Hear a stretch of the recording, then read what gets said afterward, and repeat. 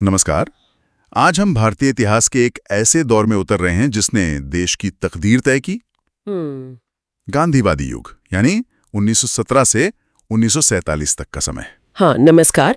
हमारे पास एनसीईआरटी के महत्वपूर्ण अंश हैं और इनके जरिए हम कोशिश करेंगे समझने की कि इस दौर की मुख्य घटनाएं क्या थीं, बड़े आंदोलन कौन से थे और वो कौन लोग थे जिन्होंने आधुनिक भारत की दिशा तय की। बिल्कुल। और ये सिर्फ तारीखों और नामों की लिस्ट नहीं होगी। हम कोशिश करेंगे कि इसे एक दिलचस्प चर्चा बनाएं। सही कहा। ये विचारों के टकराव और एक राष्ट्र के जन्म की कहानी है। तो चलिए शुरू करते हैं उस मोड़ से जब मोहनदास करमचंद गांधी दक्षिण अफ्रीका से भारत लौटे। लेकिन भारत आने से पहले दक्षिण अफ्रीका में उनके जो अनुभव रहे, उन्होंने उनकी सोच को कैसे गढ़ा? देखिए, गांधी जी लगभग 20 साल दक्षिण अफ्रीका में रहे। वो 1893 में गए थे और वहीं उन्होंने पहली बार अन्याय के खिलाफ आवाज उठाई। वो पीटरमारिट्सबर्ग वाली घटना तो है ही। हाँ, वो तो काफी प्रसिद्ध है। पर असल काम शुरू हुआ 1894 में, जब उन्होंने नेटाल इंडियन कांग्रेस की स्थापना की। फिर डर्बन के पास फीनिक्स फार्म भी बनाया और एक अखबार भी निकाला, इंडियन ओपिनियन। और सत्याग्रह, उसका पहला प्रयोग भी वहीं हुआ था। जी हाँ, 1906 में ट्रांसवाल में एशियाई लोगों के खिलाफ एक अध्यादेश आया था। उसके विरोध में ये उनका पहला सत्याग्रह था, सच के लिए अहिंसक आग्रह। अच्छा। फिर 1907 में वो एशियाइयों के लिए अनिवार्य पंजीकरण और पास के खिलाफ अभियान चलाया। उसे काला कानून कहा गया था। 1908 में इसी चक्कर में उन्हें पहली बार जेल भी हुई, जोहान्सबर्ग में। फिर 1910 में उन्होंने टॉल्स्टॉय फार्म बसाया, जोहान्सबर्ग के पास ही। और 1913 में भी दो बड़े मुद्दे थे। एक तो गैर ईसाई विवाहों को अमान्य करने वाला कानून और दूसरा भारतीय अप्रवासियों पर लगा 3 पाउंड का पोल टैक्स। इन दोनों के खिलाफ भी सत्याग्रह किया। तो दक्षिण अफ्रीका उनके लिए एक तरह की कर्म भूमि, एक प्रयोगशाला बन गया था। बिल्कुल। फिर वो 9 जनवरी 1915 को बंबई पहुंचे। उन्हें कैसरे हिंद की उपाधि भी मिली थी, बोर युद्धों में एम्बुलेंस कोर बनाने के लिए। हाँ, वो उपाधि मिली थी। और भारत आकर वो सबसे पहले मिले गोपाल कृष्ण गोखले से। जी, जिन्हें वो अपना राजनीतिक गुरु मानते थे। जी, और गोखले जी की सलाह बहुत अहम थी। उन्होंने कहा कि भाई, पहले 1 साल पूरा भारत घूमो, देश को समझो, लोगों को जानो, सीधे राजनीति में मत कूदो। और गांधी जी ने माना भी। बिल्कुल, उन्होंने यही किया। मई 1915 में अहमदाबाद के पास कोचरब में सत्याग्रह आश्रम बनाया। वो बाद में 1917 में साबरमती नदी के किनारे शिफ्ट हो गया। साबरमती आश्रम, हाँ। और लगभग 1 साल तक वो सक्रिय राजनीति से दूर ही रहे, देश को समझते रहे। उनकी पहली बड़ी सार्वजनिक उपस्थिति हुई 4 फरवरी 1916 को बनारस हिंदू यूनिवर्सिटी BHU के उद्घाटन समारोह में। वहां उनका भाषण काफी चर्चित रहा था। अच्छा। और फिर 1 साल बाद 1917 में उनका पहला बड़ा भारतीय आंदोलन शुरू हुआ, चंपारण सत्याग्रह।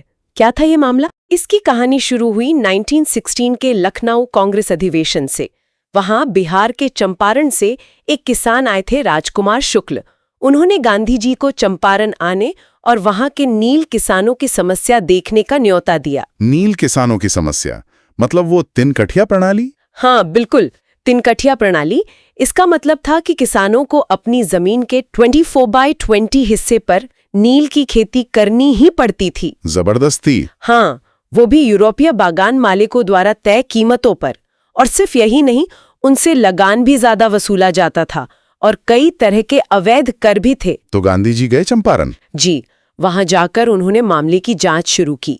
सरकार ने पहले तो उन्हें रोकने की कोशिश की, जिला छोड़ने का आदेश दिया, पर गांधी जी अड़े रहे।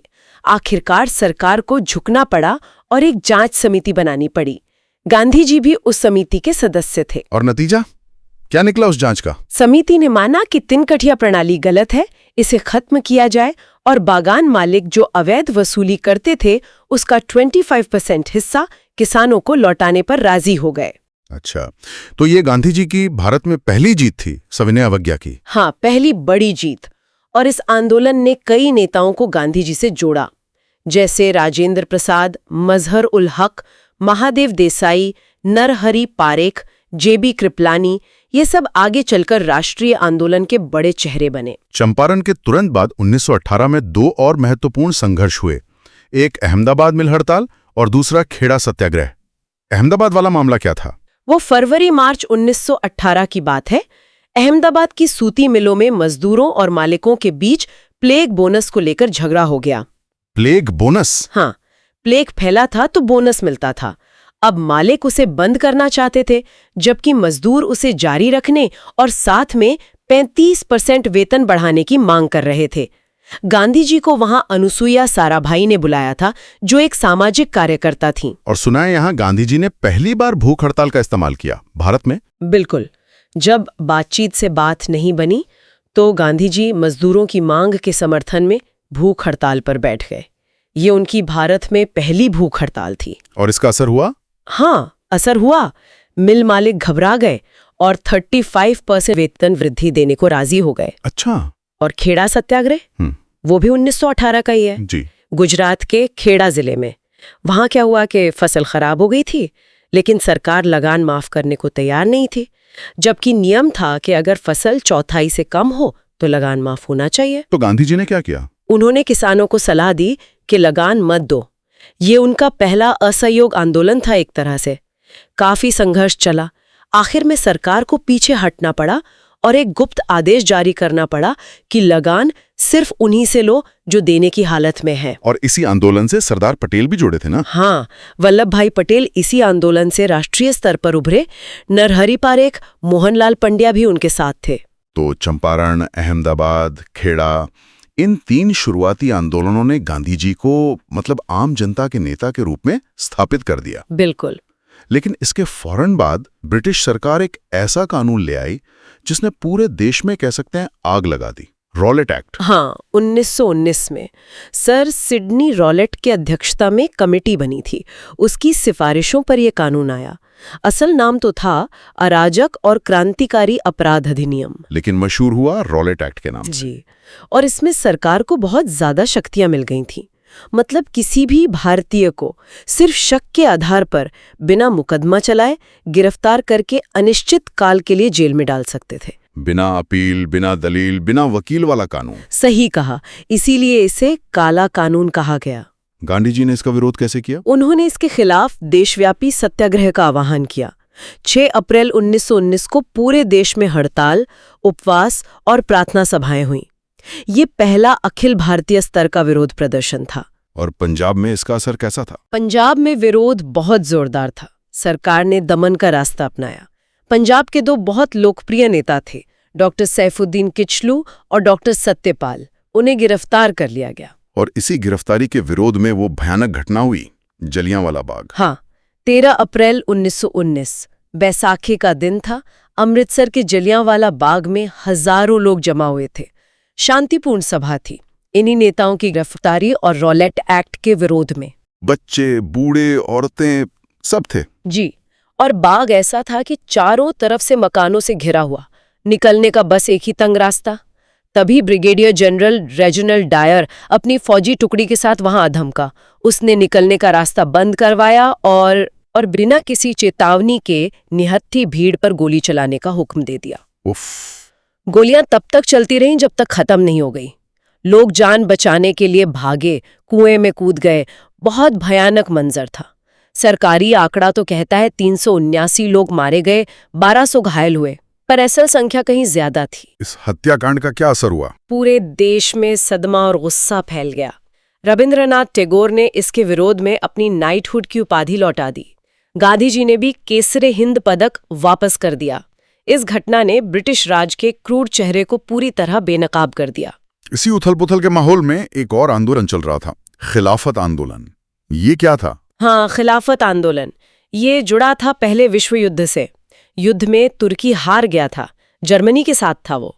अब जीतने वाले मित्र राष्ट्रों ने फैसला किया कि तुर्की के ऑटोमन साम्राज्य को खत्म कर देंगे। और तुर्की के सुल्तान को मुसलमान अपना खलीफा मानते थे। बिल्कुल। दुनिया भर के सुन्नी मुसलमान उन्हें अपना खलीफा यानी सबसे बड़ा धार्मिक नेता मानते थे। तो भारत के मुसलमानों में गुस्सा था कि मित्र राष्ट्र खलीफा के पद और तुर्की के साथ बुरा बर्ताव कर रहे हैं। तो उन्होंने भारत में आंदोलन शुरू कर दिया। हाँ, ब्रिटिश सरकार पर दबाव डालने के लिए कि वो खलीफा के पद की रक्षा करे और तुर्की के साथ न्याय हो। इसे खिलाफत आंदोलन 1919 से 1924 कहा गया। अली बंधु शौकत अली और मोहम्मद अली इसके बड़े नेता थे। मौलाना अबुल कलाम आजाद, हकीम अजमल खान भी थे। और गांधी जी ने इसका समर्थन किया? हाँ, गांधी जी ने इसे हिंदू मुस्लिम एकता का एक बहुत बड़ा मौका देखा। उन्हें लगा कि अगर कांग्रेस इस मुद्दे पर मुसलमानों का साथ देती है तो राष्ट्रीय आंदोलन को जबरदस्त ताकत मिलेगी। अच्छा। नवंबर 1919 में दिल्ली में अखिल भारतीय खिलाफत समिति बनी और गांधी जी उसके अध्यक्ष चुने गए। उन्होंने इसे असहयोग आंदोलन से जोड़ने का फैसला किया। तो रॉलेट एक्ट, जलियांवाला बाग, खिलाफत, इन सब ने मिलकर असहयोग आंदोलन की जमीन तैयार कर दी। बिल्कुल। और एक और कारण था, पहले विश्व युद्ध के बाद वादा किया गया था स्वशासन का, वो मिला नहीं। एनी बेसेंट और तिलक के होम रूल आंदोलन ने पहले ही माहौल बना दिया था। 1916 का लखनऊ पैक्ट भी था जिसे कांग्रेस और लीग करीब आए थे। तो असहयोग आंदोलन का फैसला कब और कहाँ हुआ? पहले सितंबर 1920 में कलकत्ता में कांग्रेस का विशेष अधिवेशन हुआ। वहां असहयोग का प्रस्ताव पास हुआ। फिर दिसंबर 1920 में नागपुर में कांग्रेस का सालाना अधिवेशन हुआ। वहां इसकी पुष्टि कर भी गई और लक्ष्य रखा गया स्वराज पाना। स्वराज मतलब पूरी आजादी? उस समय इसकी परिभाषा बहुत साफ नहीं थी, पर हाँ, लक्ष्य यही था। और नागपुर अधिवेशन में कांग्रेस के संगठन में भी कुछ बड़े बदलाव हुए।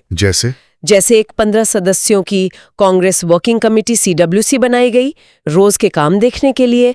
प्रांतीय कांग्रेस कमेटियों को भाषा के आधार पर बनाया गया और सदस्यता शुल्क बहुत कम कर दिया गया ताकि आम गरीब आदमी भी कांग्रेस से जुड़ सके। अच्छा। और आंदोलन का कार्यक्रम क्या था, मतलब असहयोग कैसे करना था? इसमें 2 तरह के कार्यक्रम थे। एक तो बहिष्कार वाले, नकारात्मक कह सकते हैं, जैसे सरकारी उपाधियां लौटाना, सरकारी स्कूल कॉलेजेस, अदालतों का बहिष्कार, विदेशी कपड़ों का बहिष्कार, विदेशी कपड़ों की होली जलाई गई।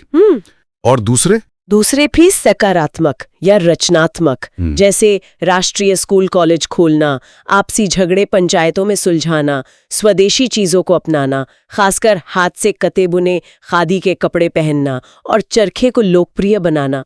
इस आंदोलन का असर कैसा रहा? क्या ये पूरे देश में फैला? जबरदस्त असर हुआ। ये पहला सही मायने में राष्ट्रव्यापी जन आंदोलन था। शहरों में शुरुआत में मध्यम वर्ग ने खूब हिस्सा लिया। छात्रों ने स्कूल कॉलेज छोड़ दिए, वकीलों ने वकालत। और गांवों में तो और भी ज्यादा मजबूत था। किसान, आदिवासी, मजदूर सब शामिल हुए। बंगाल के मिदनापुर में कर नहीं अभियान चला, आंध्रा में जंगल सत्याग्रह हुआ, अवध में किसान आंदोलन इससे जुड़ गया, असम के चाय बागानों में मजदूरों ने हड़तालें की, पंजाब में अकाली आंदोलन चला गुरुद्वारों को सुधारने के लिए, वो भी इसी का हिस्सा बन गया। हिंदू मुस्लिम एकता भी खूब दिखी। अभूतपूर्व। खिलाफत का मुद्दा जुड़ने से ये एकता बहुत बढ़ गई थी।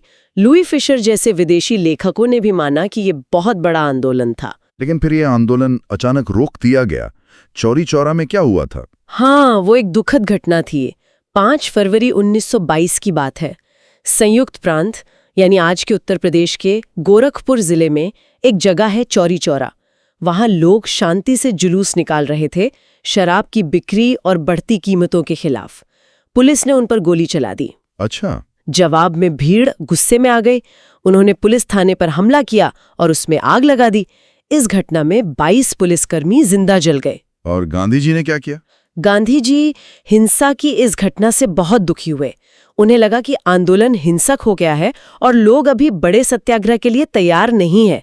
उन्होंने फौरन आंदोलन वापस लेने का फैसला कर लिया। 12 फरवरी 1922 को बारदोली में कांग्रेस कार्य समिति ने आंदोलन रोक दिया। और गांधी जी को गिरफ्तार कर लिया गया? हाँ, मार्च 1922 में उन्हें गिरफ्तार किया गया। राजद्रोह का मुकदमा चला और जज ब्रूमफील्ड ने उन्हें 6 साल की सजा सुनाई। हालांकि सेहत खराब होने की वजह से उन्हें फरवरी 1924 में ही छोड़ दिया गया। आंदोलन वापस लेने के फैसले से क्या सब खुश थे? कांग्रेस में क्या प्रतिक्रिया हुई? नहीं, कई बड़े नेता इससे सहमत नहीं थे। मोतीलाल नेहरू, CR दास, सुभाष बोस जैसे लोगों को लगा कि जब आंदोलन अपने चरम पर था तब उसे रोकना ठीक नहीं था।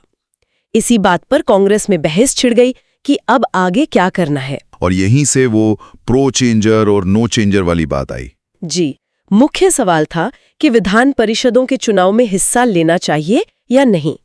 जो लोग चुनाव लड़कर परिषदों में घुसकर सरकार का विरोध करना चाहते थे वो कहलाए परिवर्तनवादी यानी प्रो चेंजर।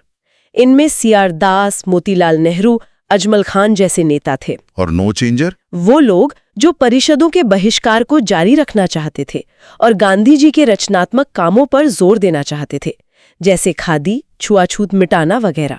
इनमें सी राजगोपालाचारी, वल्लभ भाई पटेल, राजेंद्र प्रसाद, M.A. अंसारी थे। और इसी मतभेद के कारण स्वराज पार्टी बनी। हाँ, दिसंबर 1922 में कांग्रेस का गया अधिवेशन हुआ।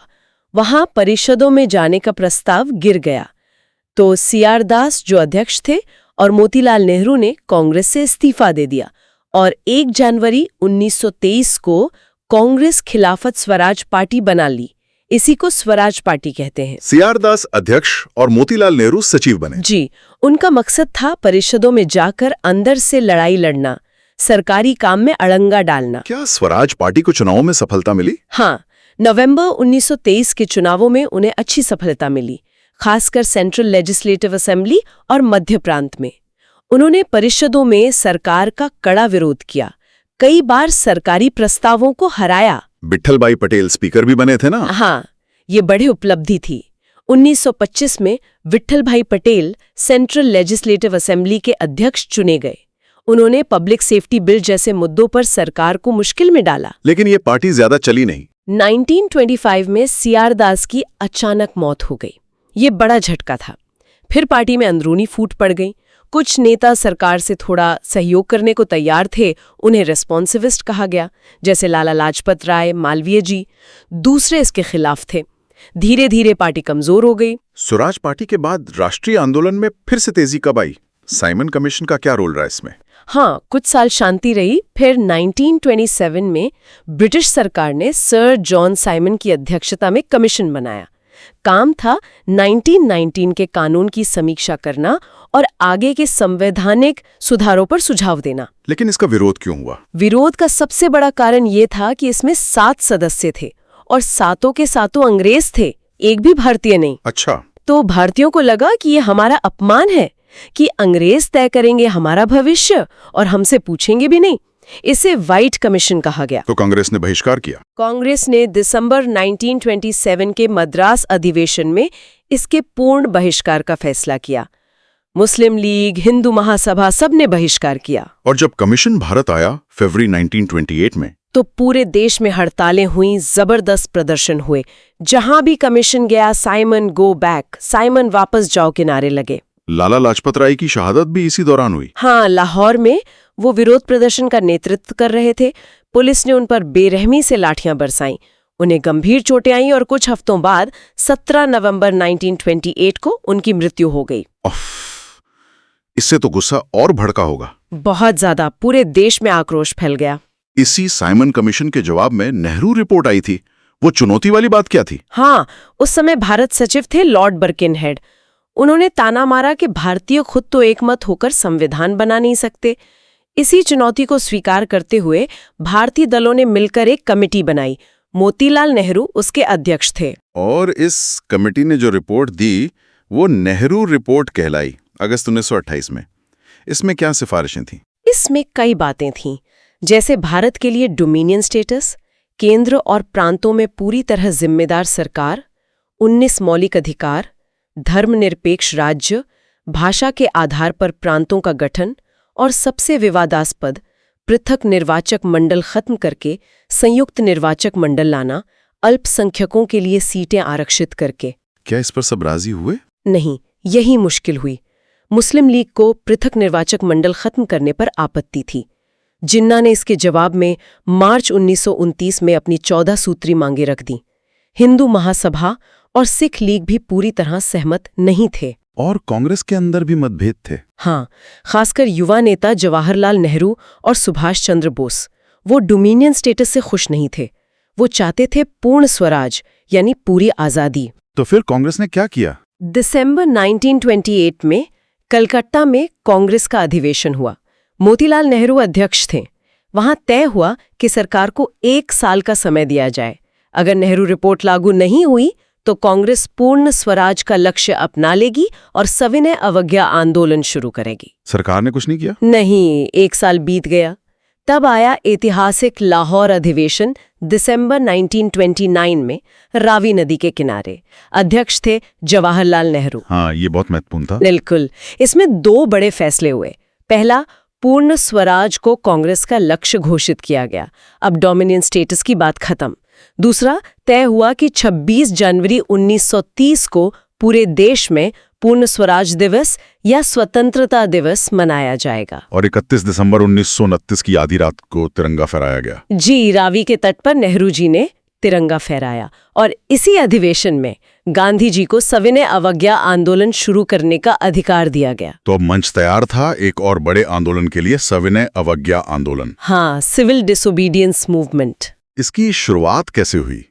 क्या गांधी जी ने फिर सरकार से बात करने की कोशिश की? हाँ, आंदोलन शुरू करने से पहले गांधी जी ने वाइसराय लॉर्ड अर्विन को एक पत्र लिखा।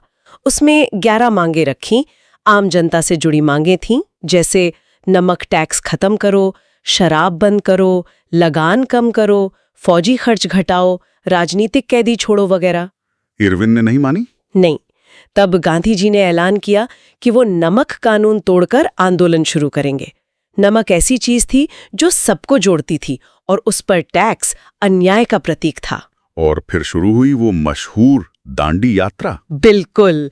12 मार्च 1930 गांधी जी अपने 78 साथियों के साथ साबरमती आश्रम से चले दांडी समुद्र तट के लिए, करीब 240 मील पैदल। 24 दिन लगे? हाँ, 24 दिन। रास्ते में हजारों लोग जुड़ते गए।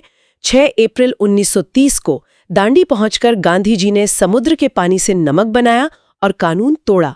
यहीं से सविनय अवज्ञा आंदोलन पूरे देश में फैल गया। ये आंदोलन सिर्फ नमक कानून तोड़ने तक ही रहा या और भी कुछ हुआ? नहीं, बहुत व्यापक था।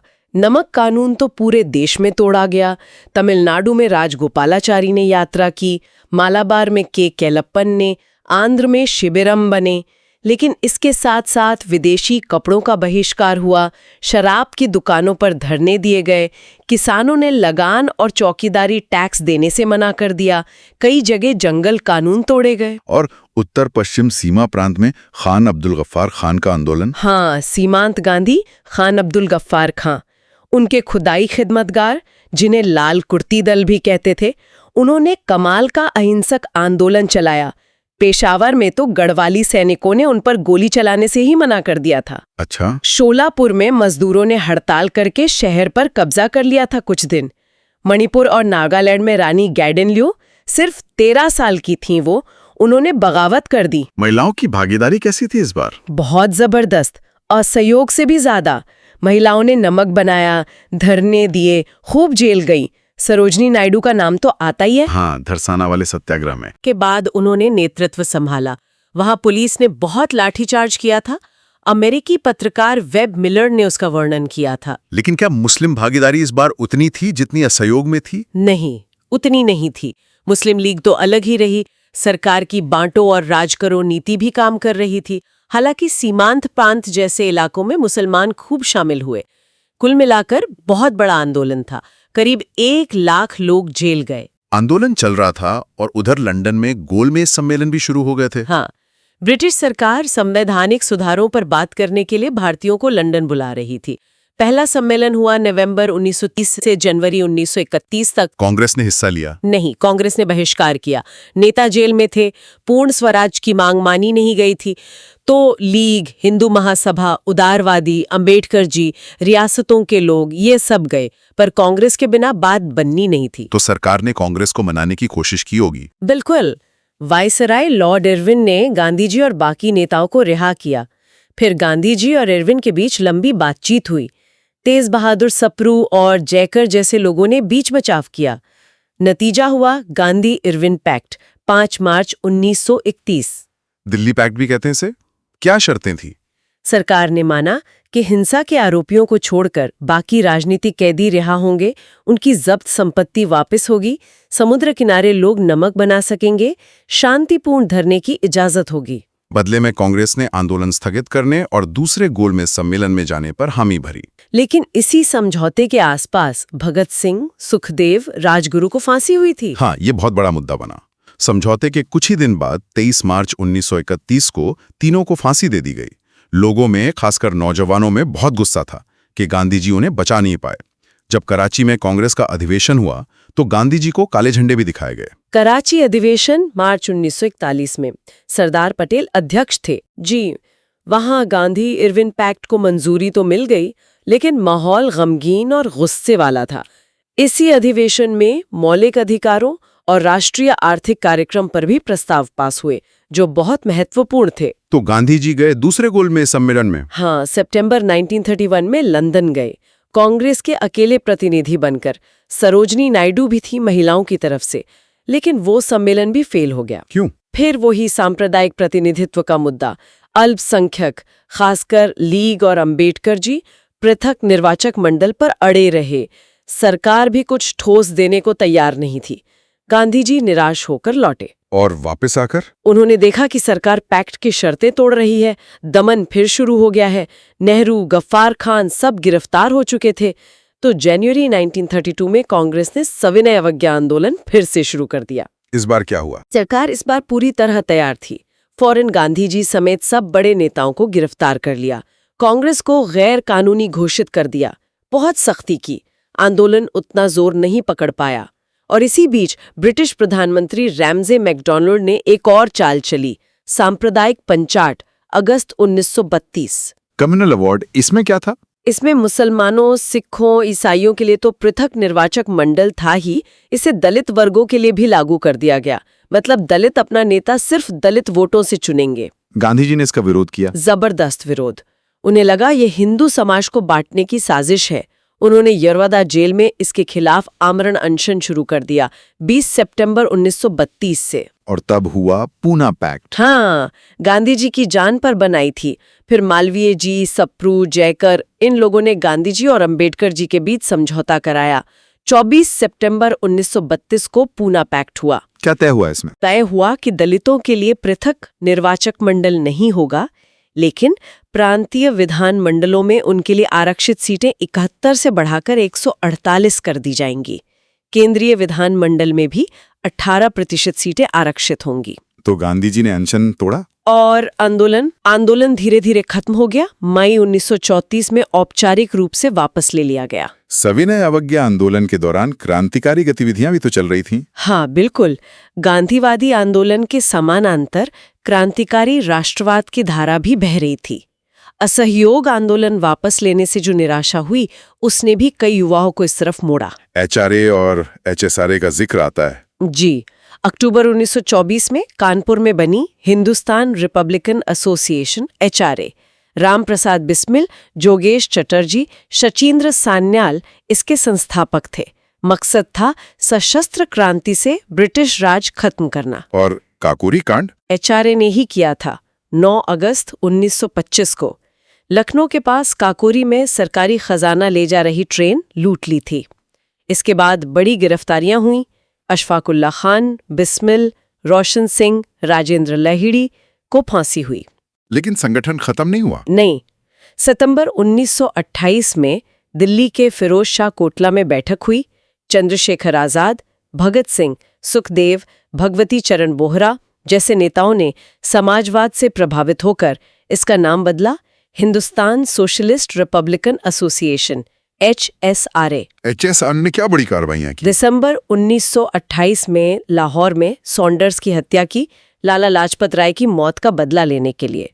फिर अप्रैल 1929 में भगत सिंह और बटुकेश्वर दत्त ने सेंट्रल असेंबली में बम फेंका। किसी को मारने के लिए नहीं था वो? नहीं, मकसद था बहरों को सुनाना, यानी सरकार का ध्यान खींचना, पब्लिक सेफ्टी बिल और ट्रेड डिस्प्यूट बिल का विरोध करना। उन्होंने इंकलाब जिंदाबाद के नारे लगाए और खुद गिरफ्तारी दी। और जेल में भूख हड़ताल, जतिन दास की शहादत। हाँ, जेल में राजनीतिक कैदियों के दर्जे के लिए लंबी भूख हड़ताल हुई। 64 दिन की भूख हड़ताल के बाद जतिन दास शहीद हो गए सितंबर 1929 में। फिर लाहौर षड्यंत्र केस चला सॉन्डर्स हत्याकांड का, और भगत सिंह, सुखदेव, राजगुरु को 23 मार्च 1931 को फांसी दे दी गई। चंद्रशेखर आजाद? वो फरवरी 1931 में इलाहाबाद के अल्फ्रेड पार्क में पुलिस मुठभेड़ में शहीद हुए। बंगाल में भी तो क्रांतिकारी सक्रिय थे, मास्टरदा, सूर्यसेन। हाँ, बंगाल हमेशा से गढ़ रहा है।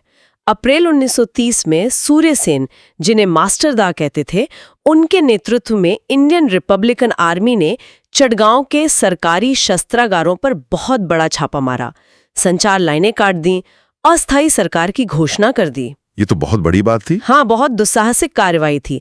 बाद में सूर्य सेन पकड़े गए और 1934 में उन्हें फांसी दे दी गई। इन सब आंदोलनों के बीच सरकार संवैधानिक सुधारों पर भी काम कर रही थी। 1935 का भारत सरकार अधिनियम आया। जी, साइमन कमीशन रिपोर्ट, वोल सम्मेलनों, इन सब के आधार पर ब्रिटिश संसद ने अगस्त 1935 में ये एक्ट पास किया। बहुत लंबा और पेचीदा कानून था। इसके मुख्य बिंदु क्या थे? एक तो अखिल भारतीय संघ बनाने का प्रस्ताव था, जिसमें ब्रिटिश प्रांत और रियासतें दोनों शामिल हों। हालांकि रियासतें नहीं मानी तो ये लागू नहीं हो पाया। केंद्र में द्वैध शासन लागू किया गया। प्रांतों से द्वैध शासन खत्म करके उन्हें स्वायत्तता दी गई। ये सबसे महत्वपूर्ण बात थी। मतलब प्रांतीय सरकारें अब चुने हुए मंत्रियों के अधीन होंगी। अच्छा। इसके अलावा केंद्र में 2 सदन वाला विधानमंडल, दिल्ली में फेडरल कोर्ट जो 1937 में बना, बर्मा को भारत से अलग करना, आरबीआई की स्थापना, ये सब भी इसी एक्ट में था। वोट देने का अधिकार भी थोड़ा बढ़ाया गया, करीब 14% लोगों को मिला। और इस एक्ट के तहत 1937 में चुनाव हुए। कांग्रेस ने कैसा प्रदर्शन किया? बहुत शानदार। कांग्रेस ने 11 में से 7 प्रांतों में पूर्ण बहुमत हासिल किया और कुल 8 प्रांतों में सरकार बनाई। इन कांग्रेसी सरकारों ने क्या काम किए?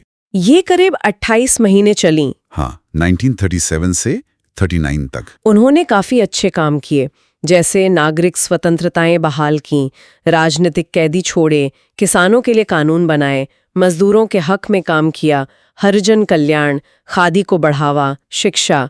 मतलब एक झलक दिखाई कि आजाद भारत में कैसी सरकार होगी। लेकिन इसी दौरान कांग्रेस में एक संकट भी आया था, त्रिपुरी संकट। हाँ, 1939 में अध्यक्ष पद के चुनाव को लेकर सुभाष चंद्र बोस 1938 में अध्यक्ष थे। वो दोबारा लड़ना चाहते थे।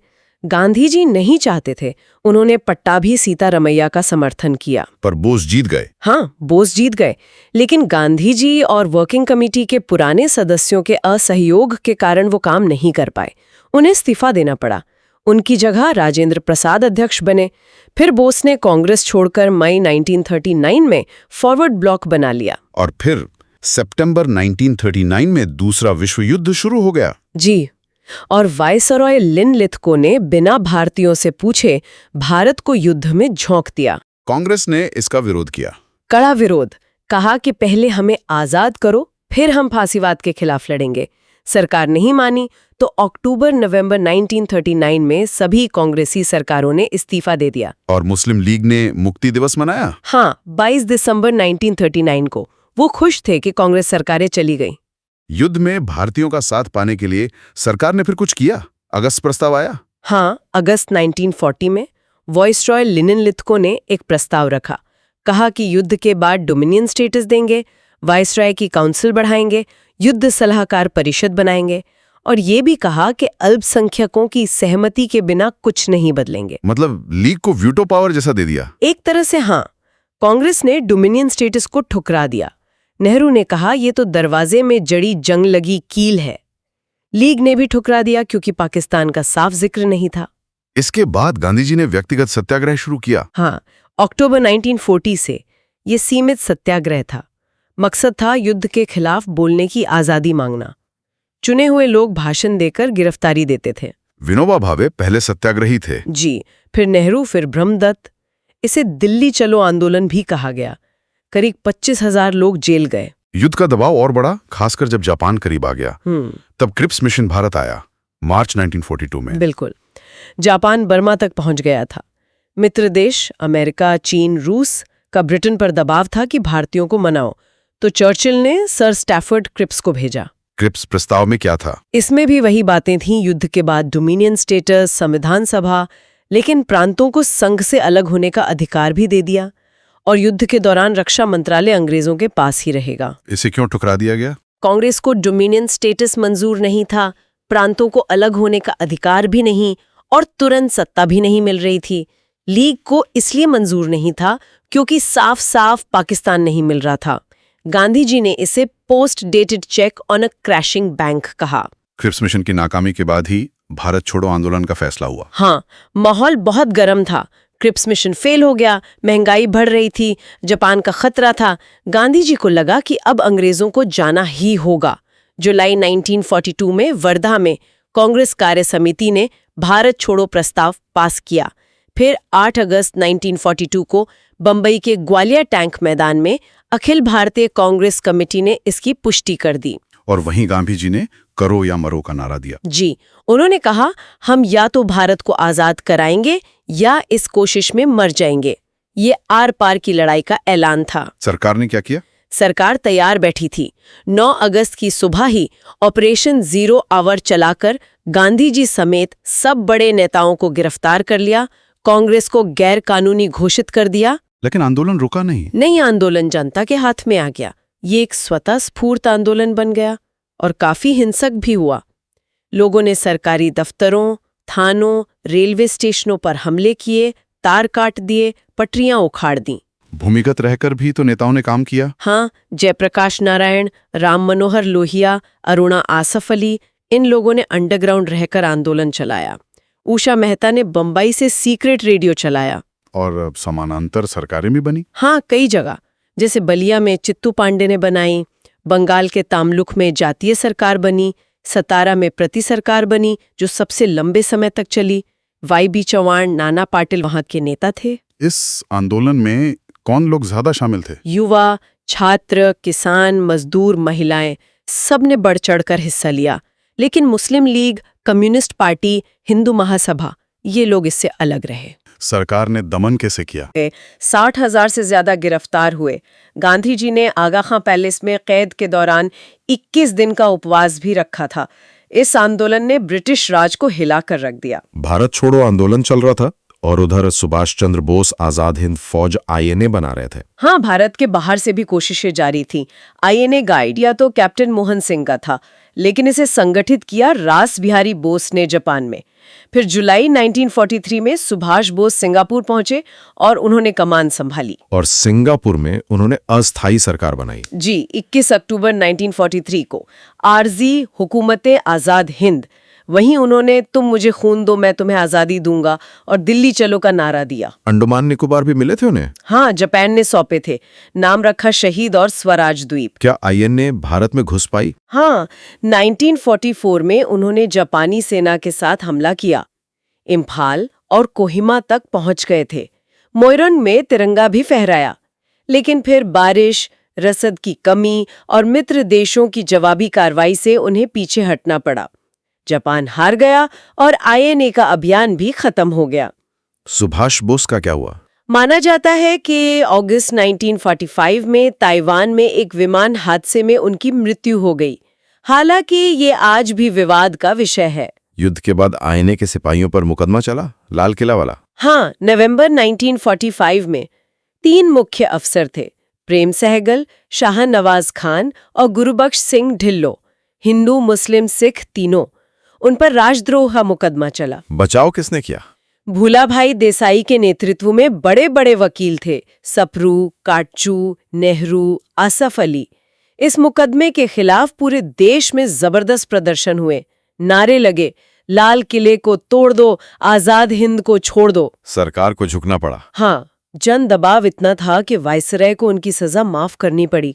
आईएनए मुकदमों ने देश में गजब की एकता पैदा की थी। युद्ध खत्म होने के बाद आजादी की बात तेज हुई, लेकिन कांग्रेस और लीग में समझौता नहीं हो पा रहा था। हाँ, कोशिशें हुई पर नाकाम रहीं। 1944 में राजगोपालाचारी का सीआर फॉर्मूला आया, जिन्ना ने नहीं माना। 1945 में भूलाभाई देसाई और लियाकत अली खान का पैक्ट हुआ, वो भी नहीं चला। फिर जून-जुलाई 1945 में वाइसरॉय वेवल ने शिमला में कॉन्फ्रेंस बुलाई। वो क्यों फेल हुई? वो लीग की इस जिद पर फेल हुई कि वाइसरॉय की काउंसिल के सारे मुस्लिम सदस्य लीग ही चुनेगी। कांग्रेस इसके लिए तैयार नहीं थी। फिर 1945-46 में चुनाव हुए। हाँ, ब्रिटेन में लेबर पार्टी की सरकार आ गई थी जो भारत को आजादी देना चाहती थी। भारत में चुनाव हुए, कांग्रेस ने जनरल सीटों पर भारी जीत हासिल की और मुस्लिम लीग ने लगभग सारी मुस्लिम आरक्षित सीटें जीत ली। इससे क्या साबित हुआ? इससे सांप्रदायिक बंटवारा और साफ हो गया। लीग का दावा मजबूत हो गया कि वही मुसलमानों की अकेली आवाज है। रॉयल इंडियन नेवी का विद्रोह भी इसी समय हुआ, फरवरी 1946 में। जी, बॉम्बे में 9 सैनिकों ने खराब खाने और नस्ली भेदभाव के खिलाफ विद्रोह कर दिया।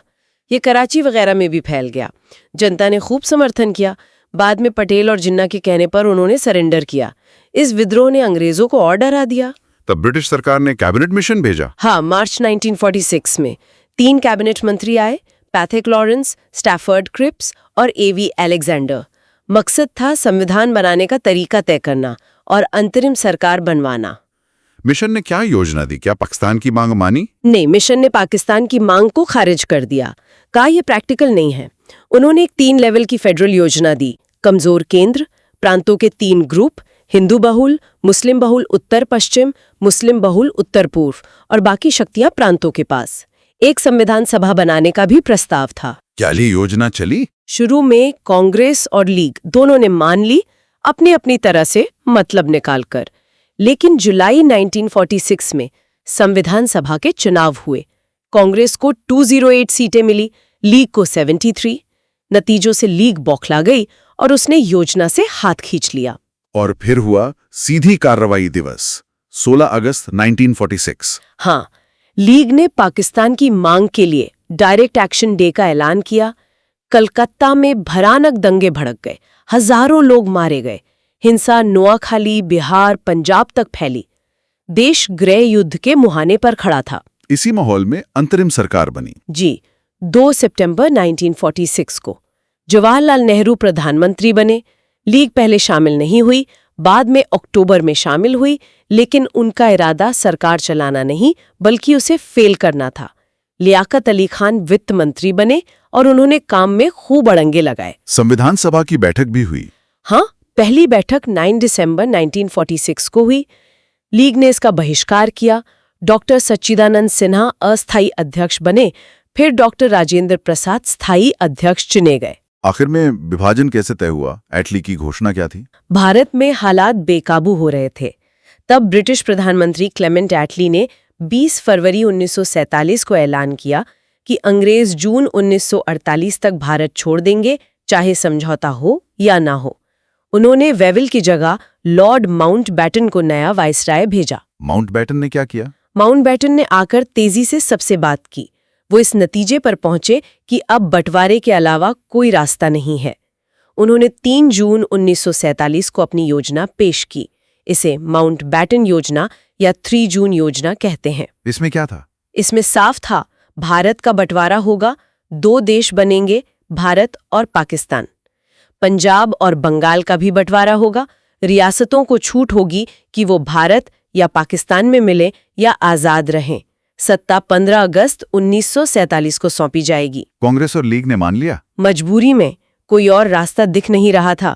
दोनों ने स्वीकार कर लिया। और फिर ब्रिटिश संसद ने भारतीय स्वतंत्रता अधिनियम पास किया। हाँ, जुलाई 1947 में। इसी एक्ट के तहत 15 अगस्त 1947 को भारत और पाकिस्तान 2 आजाद देश बन गए। दोनों के अलग गवर्नर जनरल बने। रियासतों पर से ब्रिटिश हुकूमत खत्म हो गई। विभाजन बहुत दर्दनाक रहा। लाखों लोग मारे गए, विस्थापित हुए। हाँ, बहुत भयानक त्रासदी थी। सर सिरिल रैटक्लिफ ने जल्दबाजी में सीमाएं खींची, जिससे समस्याएं और बढ़ीं। और रियासतों का विलय, वो भी बड़ी चुनौती थी। बहुत बड़ी, 560 से ज्यादा रियासतें थीं। सरदार पटेल और वीपी मेनन ने कमाल का काम किया। ज्यादातर रियासतें 15 अगस्त तक भारत में मिल गईं। जूनागढ़, हैदराबाद, कश्मीर, इनमें दिक्कत हुई? हाँ, जूनागढ़ में जनमत संग्रह हुआ। हैदराबाद में पुलिस एक्शन लेना पड़ा, ऑपरेशन पोलो। कश्मीर के महाराजा ने पाकिस्तानी हमले के बाद विलय पत्र पर दस्तखत किए। बाद में फ्रांस और पुर्तगाल की बस्तियां भी भारत में शामिल हुईं। तो ये थी 1917 से 1947 तक के उस लंबे और मुश्किल सफर की कहानी। संघर्ष, बलिदान, आंदोलन और आखिरकार आजादी, विभाजन के दर्द के साथ। बिल्कुल। हमने देखा कैसे गांधी जी ने आंदोलन को जनता तक पहुंचाया, कैसे अलग अलग विचार साथ चले, कैसे संवैधानिक विकास हुआ और किन परिस्थितियों में देश आजाद हुआ और बटा।